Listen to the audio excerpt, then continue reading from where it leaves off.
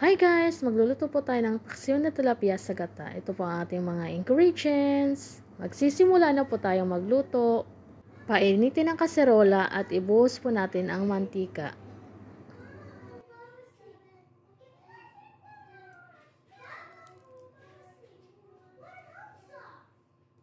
Pagkatapos po natin painitin ang mantika, ilagay na po natin ang sibuyas.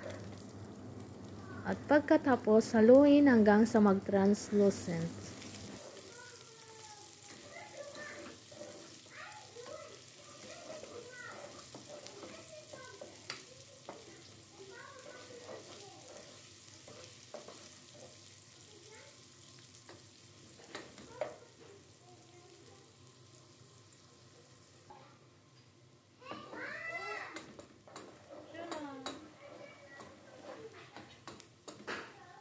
At ilagay na rin po natin ang bawang at luya at sabay-sabay nating igisa.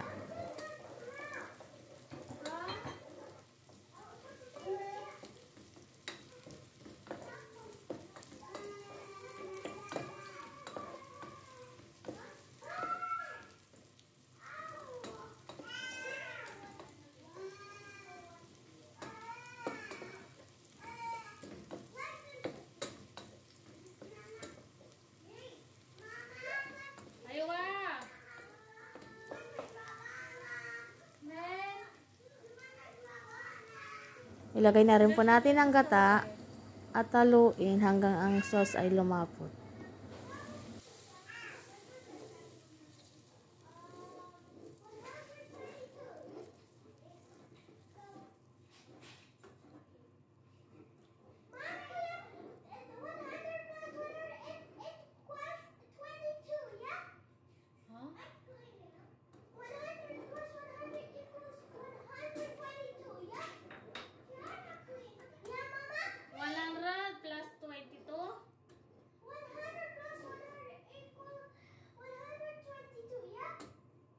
Uh, 100 plus 100?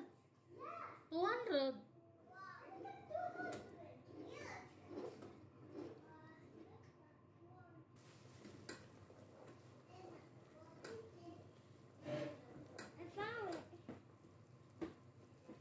Yan na guys, malapot na pong sauce. Ilagay na po natin ang isda. Putting fish, Mom. Yeah? Look at your cooked food. At ilagay na rin po natin ang paminta.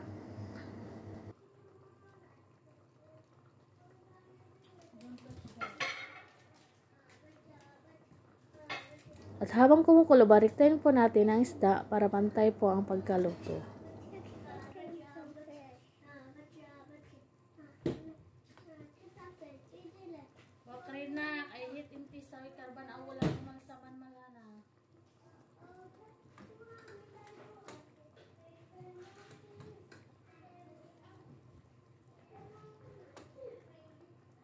Pagkatapos po natin baliktarin ang isda, takpan po natin.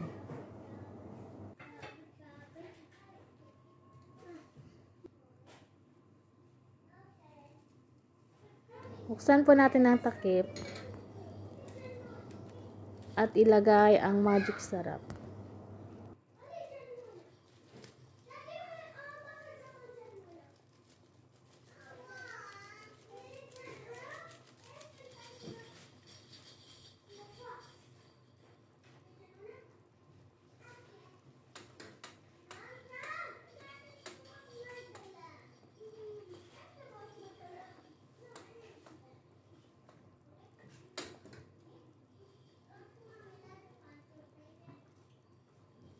Pagkatapos po natin ilagay ang magic sarap, takpan po natin at pakuluin.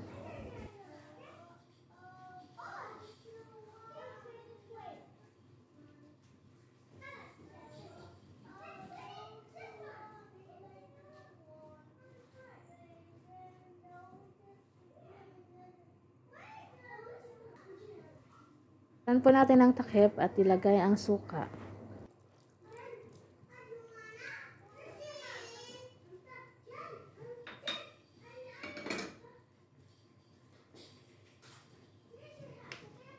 ilagay na rin po natin ang asin. Tansya lang yan guys, depende po sa panlasa ninyo. Pagkatapos po natin ilagyan ng asin, takpan po natin hanggang sa maluto po ang isda.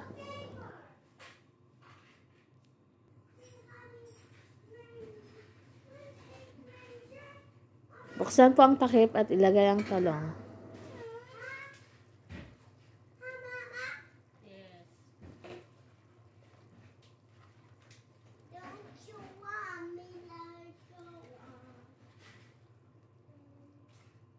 Ilagay na rin po natin ang bell pepper. Pagkatapos takpan hanggang sa maluto ang mga gulay. Buksan po natin ang takip at ilagay na rin po natin ang pechay.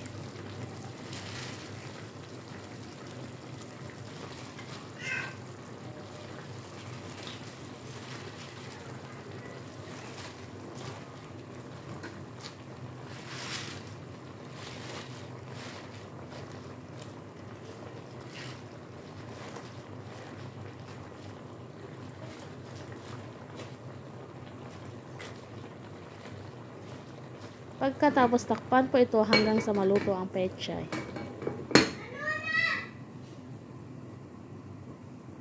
Takpan po natin ang takip at i-check ang pechay kung ito ay luto na.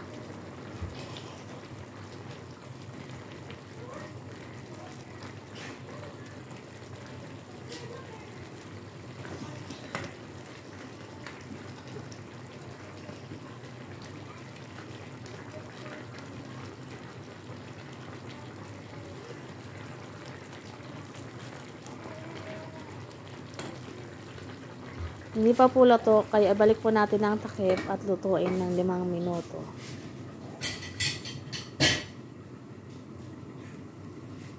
Pagkaraan ng 5 minuto, buksan po natin ang takip at i-check po natin kung tama ang lasa.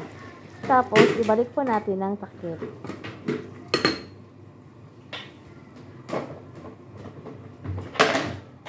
Ready na po ang ating ulam.